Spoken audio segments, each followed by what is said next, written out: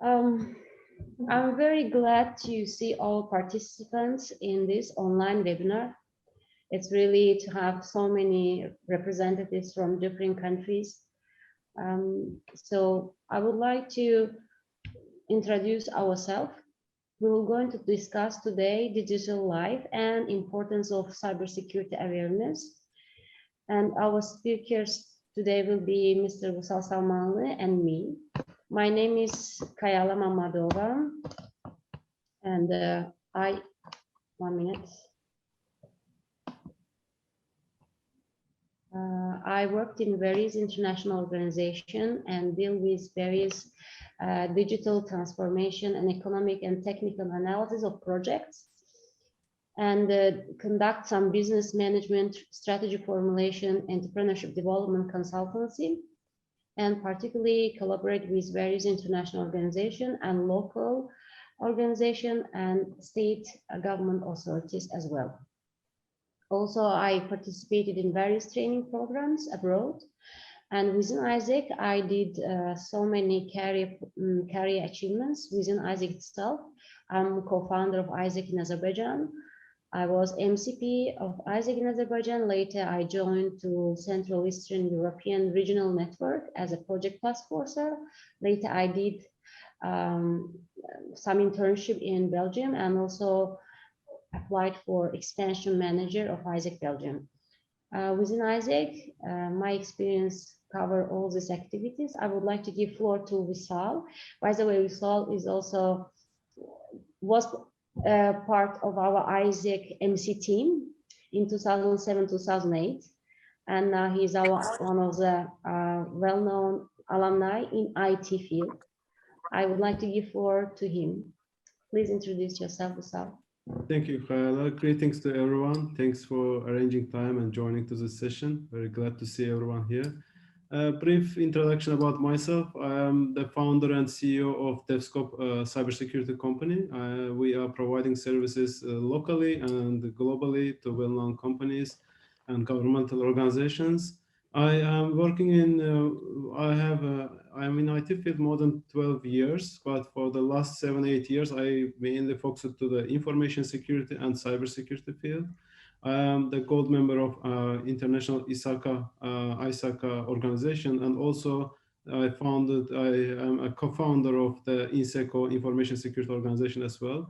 So I am mainly focused doing business, global business in cybersecurity field, and also not just business, also mainly working on community development, the development of new generation, and supporting organizations, people, and governments to build a new generation of cybersecurity professionals. Also continuously speaking on different events and continuously providing awareness sessions for government and private organizations. So both socially and from business side and from social side, I'm continuously trying to help community and the world to make the world more cyber safe. So, and we will continue with the Khayala again. Thank you, Khayala. Yes, today I would like to briefly talk about the agenda so you can have clear expectation what topics we will going to cover. We will talk cybersecurity statistics, then hybrid work model, and then cybersecurity challenges of the hybrid work model, and we will talk about responsibility of security, and then top 10 cybersecurity recommendations for hybrid work. Now I would like to give floor to Vusal to talk about DevScope. Yeah, thank you. As I mentioned, we are an Azerbaijani company which is providing cybersecurity services locally and globally. So far, we had a chance to work with different local and international organizations. Some of the companies I have supported so far are listed below. And we are continuing to grow our business globally. And we have now different relationship and cooperations with international organizations, well-known vendors and partners. So we are mainly providing services, cybersecurity services on 3 different areas. One is cybersecurity training, second is cybersecurity consulting, and third one is professional cybersecurity services like building a security operations center or building DLP systems or IAM systems and different security systems to protect the businesses, especially in finance sector, telecom sector, and the government sector organizations usually works with us to make their environment more secure. And we have dedicated team of engineers, internationally certified engineers who are able to provide consultancy, training, and professional services to our clients. So that's briefly about our company. If you need more information, we can of course talk about our services in detail later after this call as well. So feel free to reach out if you need any kind of training, consulting, or professional services support. We'll be glad to work with you on that. Yeah, thank you. And now I would like to talk about cybersecurity statistics. Cybercrime is up to 600% due to the COVID-19 pandemic. By the way, after the COVID-19 pandemic, so many initiatives related with digital transformation are progressing and trending in various countries, almost everywhere in all sectors. And digitalization has become part of the all companies' part of the major strategies. 92% of the malware is delivered by email. That's why the organizational employees, also individuals, should take care of their own, managing their own email secure way. And 43% of cyber attacks target small businesses because sometimes small businesses have a lack of resources to manage or dedicate or commit to the development of cybersecurity policies. That's why small businesses are lacking behind all this cyber protections software or using cyber protection tools. Even during the COVID-19 pandemic, so many initiatives have been done at the government level or local level to educate entrepreneurs to use digital tools in a smart way or more useful way. 95% of cybersecurity breaches are the result of human error. That's true sometimes while being in various internet platforms, we are seeing various promotions, various maybe sometimes fake announcements, and we are clicking them unconsciously, sometimes consciously. That's why it really impacts or creates cybersecurity threats. On average, only 5% of companies' folders are properly protected. It's also one of the reasons that cyber security statistics a little bit higher than expected. And 98% of mobile malware target Android devices, and malware and web-based attacks are the two most costly attacks types. Companies spend on average $2.4 million in defense. And remote work has increased the average cost of a data breach by approximately $137,000. And it's like statistics we would like to give in order to create some information on how the cybersecurity overview at the moment at the international level and global level. And I would like to highlight some analysis done in 2020. The country's readiness, there was Global Cybersecurity Index prepared. And for this Global Cybersecurity Index, US was #1 for among the countries for highest commitment to cybersecurity. And usually cybersecurity is highly developed in advanced countries, technologically advanced countries like US, UK, and the developing countries or least developing countries are learning the best practices of developed countries. And from this perspective, it is good to make some analysis on the country's performance as well. And also hybrid work model, I would like to discuss on this matter and provide some information, because After COVID-19 pandemic, digitalization has become a priority, and even not only company level. Sometimes I can give you some examples. Some countries started to design specific programs to motivate population or people to live, to prefer to live in rural areas without leaving their own places to continue their work. For instance, some countries even paying people some remuneration, some grants, let's say Portugal, Ireland, even Australia, in order to move them to stay in countryside. I can give you example of Italian municipalities also. They also offered relocation funding. And COVID and remote working has made rural relocation more possible and desirable. That's why at the organizational and company level, the decision makers are thinking which hybrid work model can be beneficial for the needs of the company or the needs of organization. Some of them can put remote first. Employees can work from home, but the company will keep office space for those who value it. Office occasional, the company have an office and ask employees to visit regularly. Office first, remote allowed. Alternative is to keep both office and remote work, but make office first and remote sometimes. And when this hybrid work model are organized, then cybersecurity challenges raise up. For instance, unsecured home networks.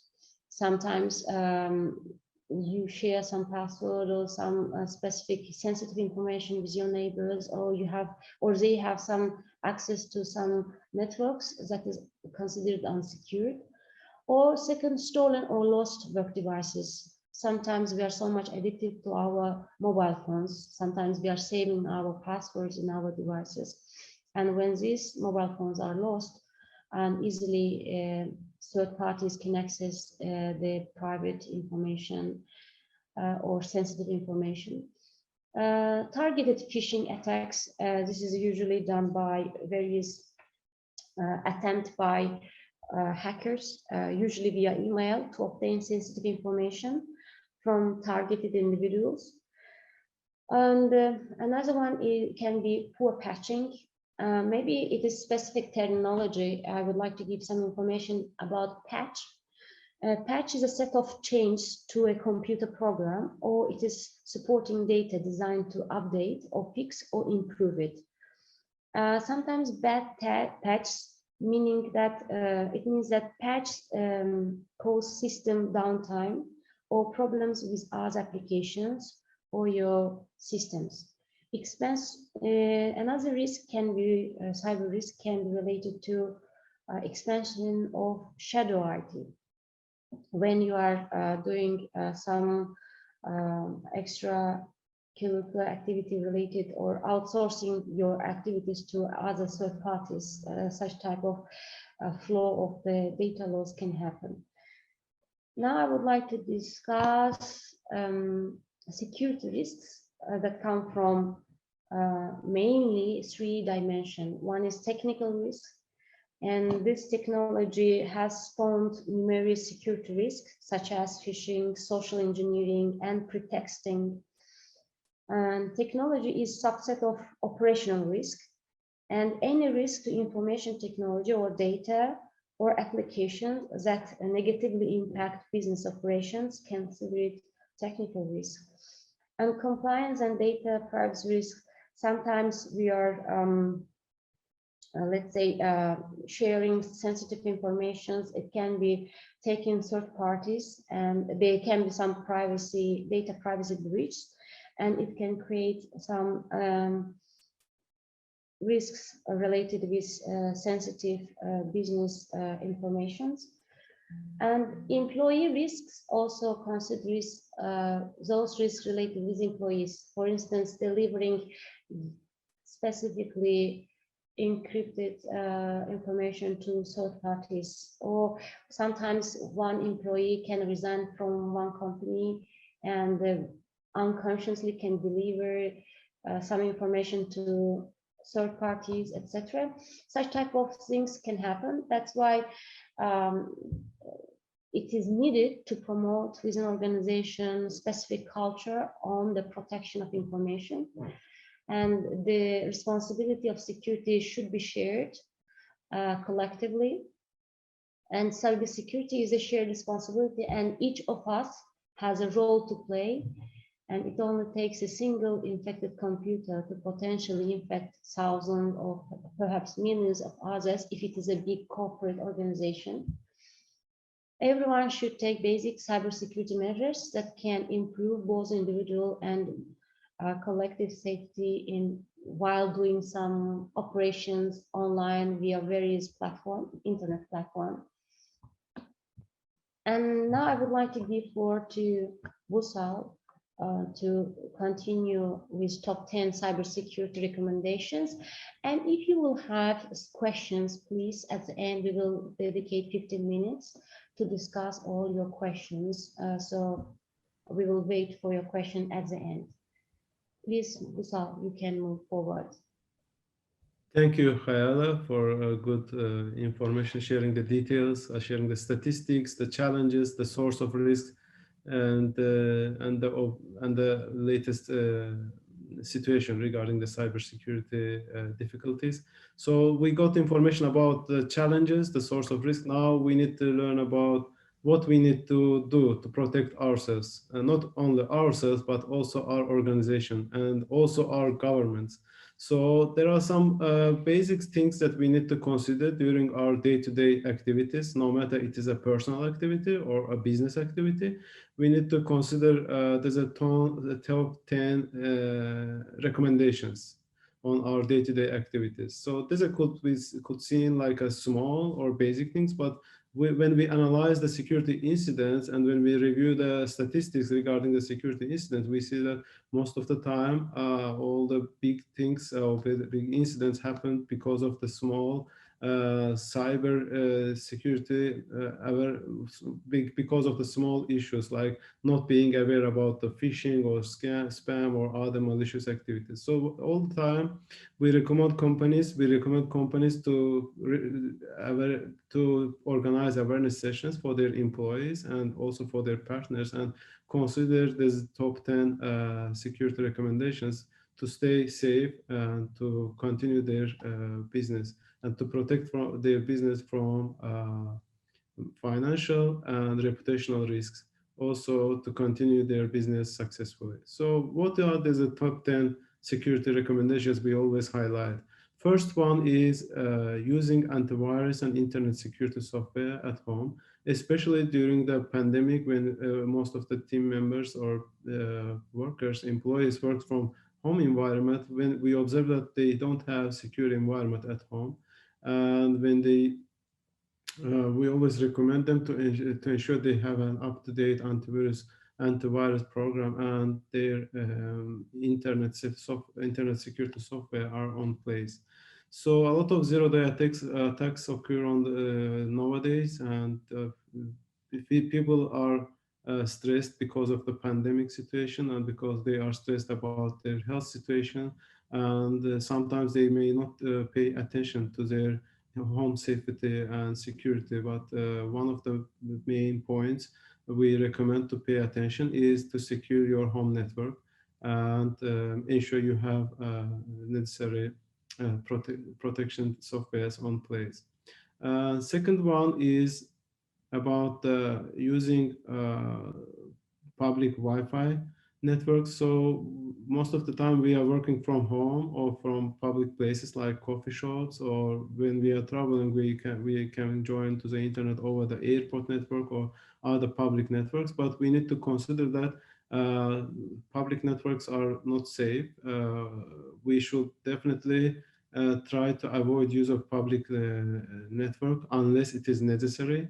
And in case of need, and if you don't have other option rather than joining to the public Wi-Fi, it is recommended to use VPN software to ensure your connection between your computer and the web site or web applications that you are using are encrypted, and to ensure you don't encounter with any you don't encounter with any kind of a man-in-the-middle attacks and other security risks. So when you use public Wi-Fi, you need to ensure that you have VPN software, because a lot of session hijacking or man-in-the-middle attacks or other theft of personal information are occurred during the last months and years. So continuously we're recommending people not to use public Wi-Fi, and in case of need, use encrypted connection to ensure they are protected. And third one is about, Khayala, could you please switch to the next slide? Yeah. And install regular updates. It is more related to the, it's both related to the companies and also to the personal active personal devices. So whenever you use applications or platforms or operating systems, it is strongly recommended to make sure it is updated continuously. So even the well-known operating systems like Windows or Mac OSs can have security vulnerabilities, and these security vulnerabilities are immediately fixed by the vendors like Microsoft or Apple, and there's a fix are coming as a part of update. So if we don't update, or if we don't use the latest version of the latest available version of the operating system or application, we have a chance of being exploded or exposed to the vulnerability. So it is important to make sure we use the latest version of applications, no matter it is mobile operating system or desktop operating system. We need to keep them up to date and to ensure we are not vulnerable to the latest available malicious applications. So fourth one, we can continue with the next one. So as I mentioned before, and Khayal also mentioned, that home network security is one of the important points.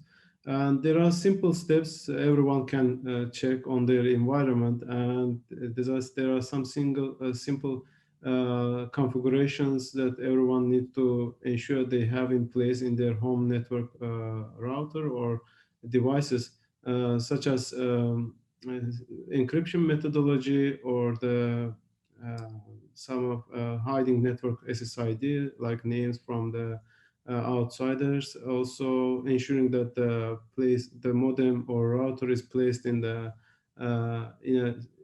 in a place where not everyone can see the signal from outside of your home network, outside of your home environment. So we observed it several times that people are just using the default passwords with the default wireless configurations, and it brings a lot of challenges for them later without their attention.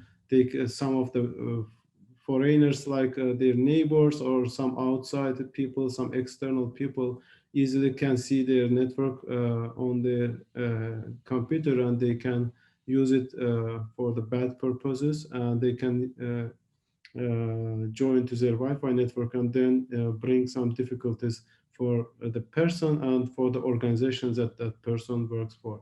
So considering that wireless security is one of the important points, we need to ensure that security configuration are checked and default configurations are changed in our home Wi-Fi network configurations.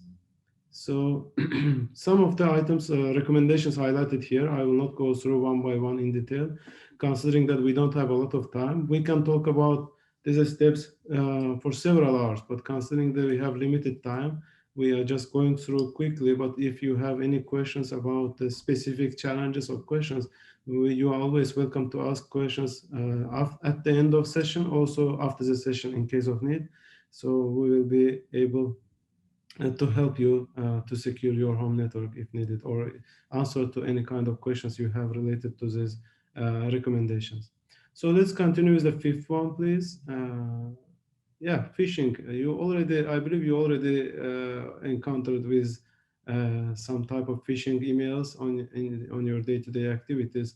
No matter we are talking about this for several years, it is one of the top observed incidents in everywhere across the globe. So phishing scams continues, and it is predicted that it will continue to increase. And also it will be one of the challenges for companies to protect themselves and protect their employees from the phishing scams. So phishing, a lot of ways to detect the phishing emails and to clarify either it is a real legitimate message or a phishing message. A lot of ways. We will talk about some of the details in our next slides, how to detect, how to make sure that it is a phishing incident, or it is a phishing email, or it is a normal legit email. So in the next slide, I will talk about these details. For example, if we see that, can you please go to the next slide, Khayala?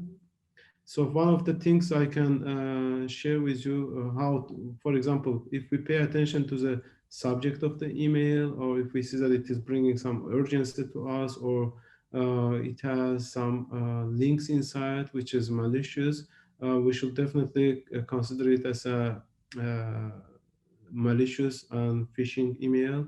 And if still we are not sure how to make a decision about either it is a phishing or legit email, we have some platforms like VirusTotal or Kaspersky environment where we can use to clarify is it a legit email or it is a phishing email. We can check the URLs on these platforms.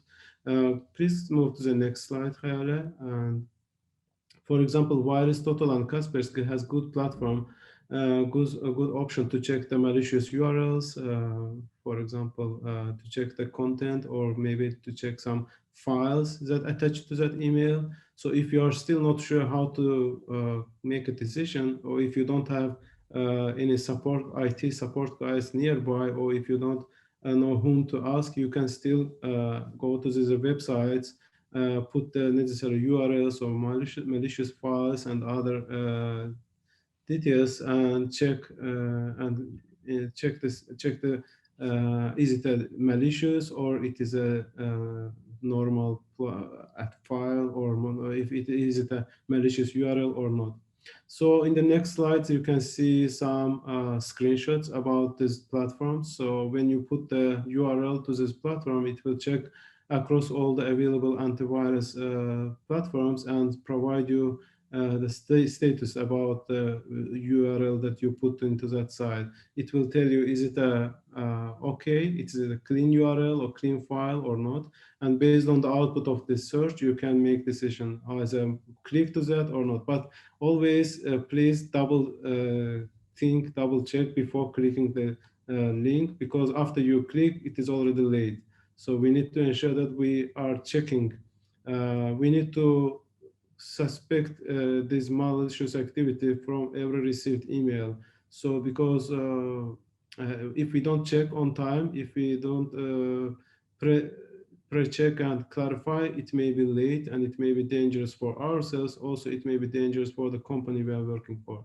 And while we are talking about these phishing incidents, I believe Khayala has some good experience as well regarding the phishing, and she wants to share with us. We can quickly get her experience about phishing email as well. Yes, actually, it's not experience, just examples that how unpleasant situations happens. For instance, I frequently receive to my Hotmail address such a strange topics, emails with strange topics. Let's say they are sending me Costco loyalty program, which they donate kind of Samsung or new iPhone 14 Pro. Or sometimes I receive emails that kind of, I have some Facebook notification, but you know, for my social media account, I'm using absolutely different email, not Hotmail one. And these suspicious emails automatically kind of notify me that it is not healthy emails. That's why you can also be very careful while you are receiving unusual promo campaign with a free iPhone or Samsung phone donations, or when you receive let's say loyalty program announcements, but double check it once again that to be sure that it is real real campaign, not like a fake campaign. So be very careful. Or sometimes I receive loan service, a package that is donating me from somewhere outside from my country. And sometimes I receive, for instance, daily winner, with subject daily winner emails, which creates also unpleasant situation, and you understand that this is not real emails that I receive. It can be one of the phishing attacks or other type of attacks that is planned.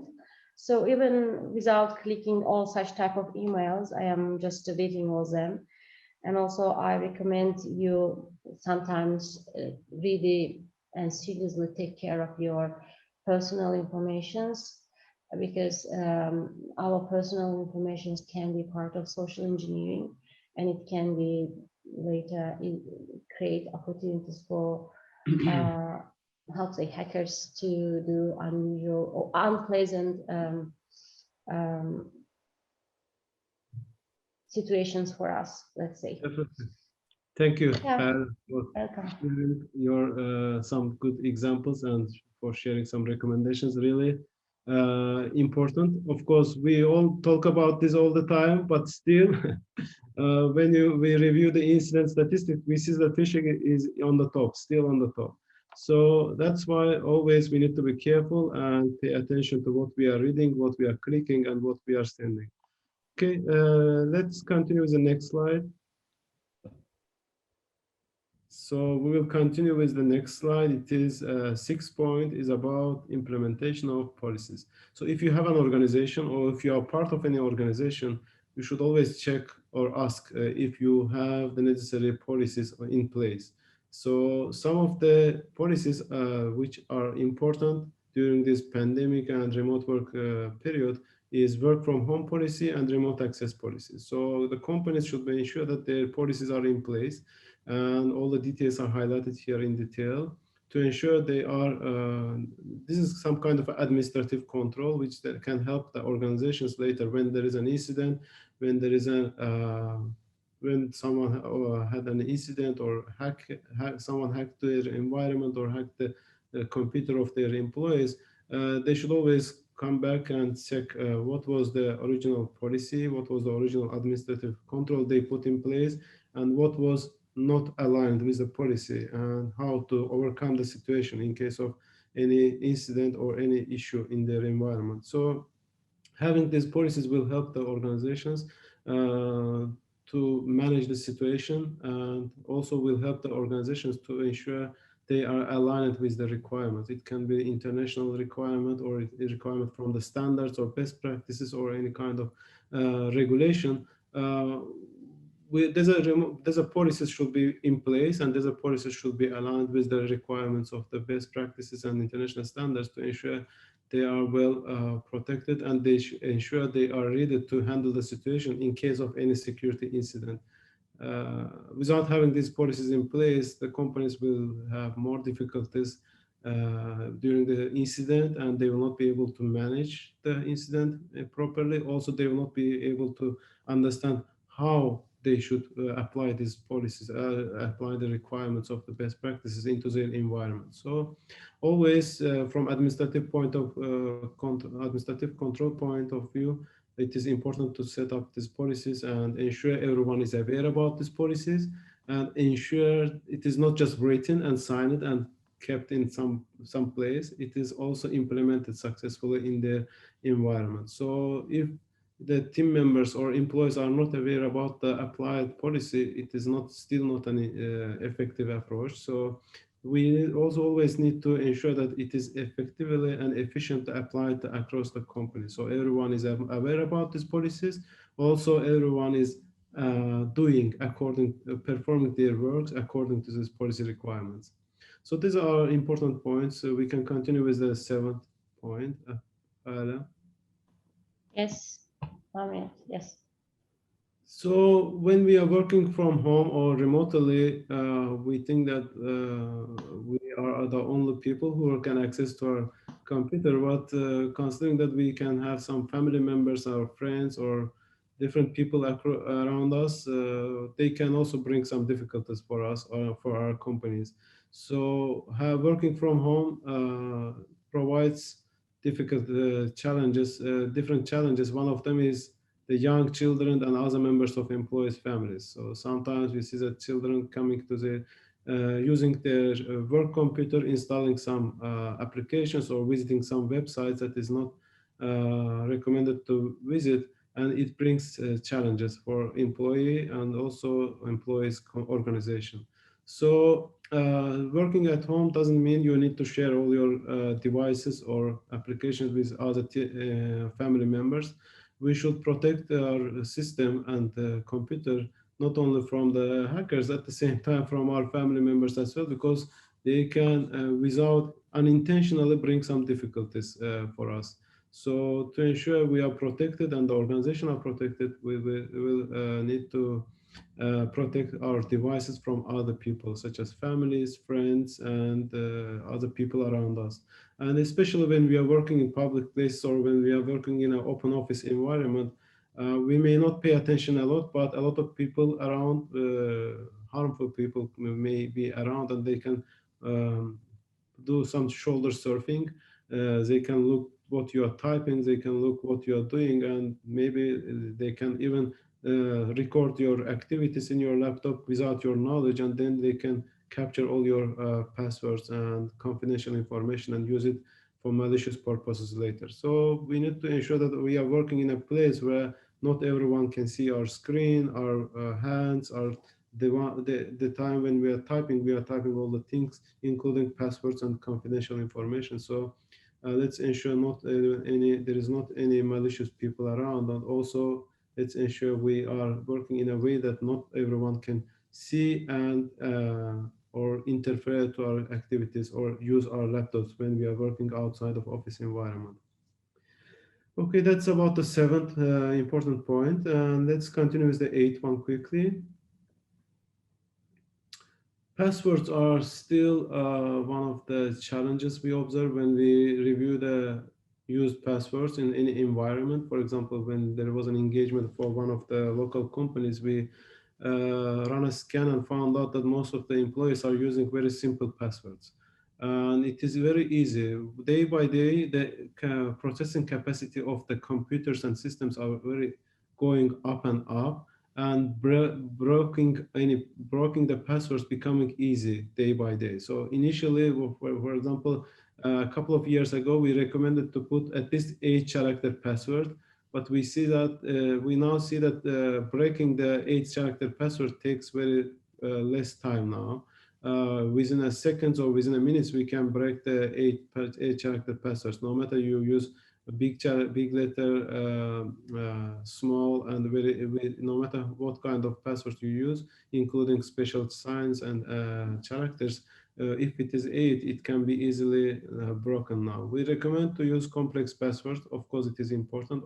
And also, previously we recommended to put at least 8 characters, but now we recommend to put at least 13, 14 characters, because breaking the passwords becomes easy. We have now very big processing capacity. We have devices and systems with the big processing capacity, which can run very quickly and break our passwords very quickly, even if it is 10, 9, and 8 characters. So day by day, the challenge will increase, of course, and that's why big organizations like Microsoft and others are thinking about passwordless environment in the future. Most of the time, we think that after a couple of years, maybe even the 14-character password will not be enough for us, and the password will not be an effective way of protecting the systems. That is why the big organizations are thinking about the ways how to eliminate the password from our security controls, and how to use a passwordless authentication, like biometrics or other things or other parameters for the authentication. So for now, we need to ensure that we have strong password in place, and the longer it is, the better it is. And it becomes, again, it doesn't mean that if you have strong password, it is not it cannot be broken. It still can be broken, but we need to ensure that if we do it, if we make the passwords complex, it becomes difficult for hacker to break the password. We need to ensure that we are making the things hard, and we make the things and extend the time which hacker spends to break the our password. So by putting the complex password, we are not 100% eliminating the risk of breaking the password. We are just making it hard and making it happen late, and we are getting some time there, and also we are making it hard for the hacker to break into our systems. So that was the main areas I wanted to highlight. There are several things highlighted here. Recommendations regarding the passwords. You can of course review the details later, and if you have any questions, we are here to answer. And 9th and 10th, so 9th one, please. Multi-factor authentication is the one of the things you can help during the authentication. So having one strong password may not be enough. We need to have different factors like additional PIN or short message or additional codes that we can get from the authentication platforms. So having a multi-factor authentication will make again things harder, and it will take long time for the hackers to break into our system. So it is again, there are a lot of ways to bypass the multi-factor authentication systems as well. But bypassing the single-factor system takes 1 minute. Bypassing a multi-factor authentication system, for example, may take 10 times longer. So that's why for making sure it is hard and taking long time, we use a multi-factor authentication to make the things difficult for hacker. And that's why we strongly recommend to use multi-factor authentication in all your applications, systems, and platforms. Even if it is a single personal email or company-owned email, we need to implement this multi-factor authentication and protect ourselves from the hackers. And 10th and last one is about training employees. So no matter how much we share the details with the employees, for example, during their employment time, we send the emails, we put some posters around, or we send some notifications to them, or we simulate the phishing emails. Actually, we send them the phishing. We perform phishing simulations once in a month, but still we found out that some employees are still not aware how to react in case of any real security incident. That's why continuous training and awareness is important for the employees, and companies should think about this. There are a lot of available resources across the internet, or maybe in the organization that you are working, have multiple resources you can use to expand your knowledge, but this is something we need to consider all the time. And we should always think about one important thing, that people are the weakest point of the chain. So if we can implement multiple $1 million systems, firewalls, intrusion prevention systems, or any security platforms, but if our employees are not following the simple cybersecurity hygienic rules, it can bring a lot of difficulties for our company and for the person and for the governments as well. So that's why people are the weakest point of this cybersecurity chain, and we should always think about that, and we should always continue to provide them training to ensure they are aware about this, and to ensure they understand their responsibility, and to ensure they are protected. So as a last point, again, I will highlight our services that we provide regarding this. So we mainly provide cybersecurity training, consulting, and professional services. Me and my team of certified engineers are providing this service globally. And at the end, if you have any questions or if you need more information, we can always answer, and we will be glad to help you to secure your environment and to stay protected during your work on day-to-day basis. So thank you very much, everyone, for your attention. These were top 10 things, top 10 recommendations to protect yourself during the day-to-day activities. If you have any questions, we will be glad to answer. Thank you. Thank you so much, guys, once again for the presentation. Just saying again, what you mentioned is now is kind of like the time of questions if you all have anything. And I am sure that if you have some personal cybersecurity needs of your own, or even those of your organization, they would be really happy to help you out. I will also be sending across a mailer as well with their email IDs, so that if you have any need, you can directly reach out to them on your own as well. But for now, if you all have any questions that you all would like answered, or if you all have anything that you would just like to share with them, that would also be appreciated.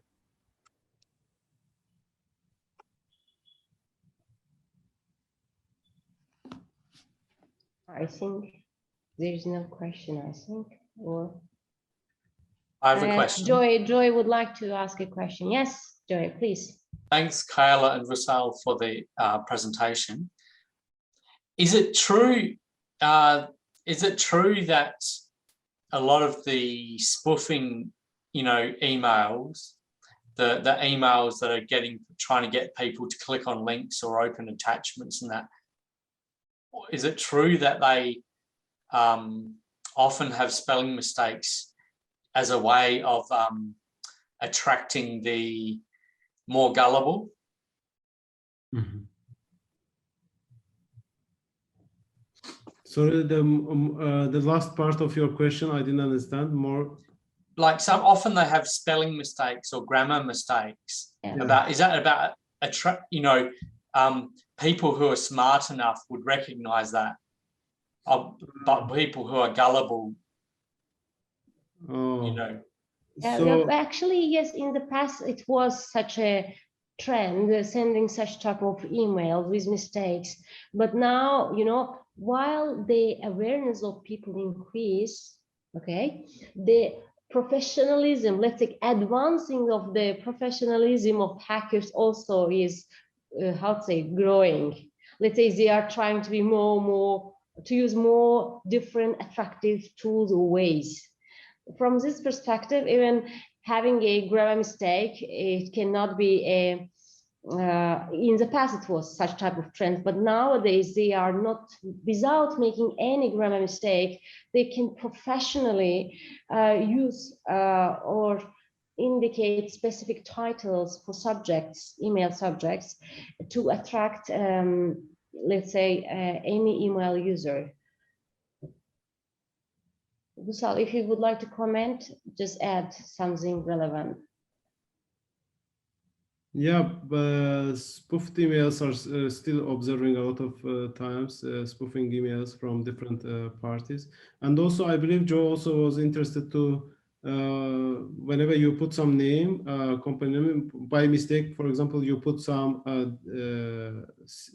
if you want to open the PayPal, you're typing something different, right? By mistake. And in that case, you can be forwarded to the malicious website. It can be harmful for you as well. So no, they are not able to detect it. Of course, it is on the responsibility of the user. The user always needs to ensure that they are typing the correct URL. And if they want to visit some website, even one letter difference can bring them to the malicious website, and it can be harmful for them. So from user perspective, users should always be responsible for the things that they are typing, and they should ensure that they are typing the correct website. And if they are not sure about the correct website, maybe as a recommendation, they can type it on Google first, search and find the correct URL, and then click the URL from the outcome of Google search, instead of typing incorrect domain name and seeing if it is a correct site or not. So from organization perspective, there are several methods, technical controls they can apply to prevent the spoofing of their emails. And this is always most of the time for big companies, they always apply the security controls, but for small companies, organizations, they are lacking this configuration on their side, and spoofing of these organizations becomes very easy for the hackers. From company perspectives, they need to ensure that all the technical controls are applied to prevent the spoofing. From user side, they need to ensure that they are typing correctly, and that's basically all for both parts. So, and in general, for employees, we need to aware that people are aware about this availability of spoofing, and they are not they are following the necessary rules to prevent themselves and their companies. So does that answer to your question, Joe? Or if you want more details, or we can provide some details as well. Thank you, Joe.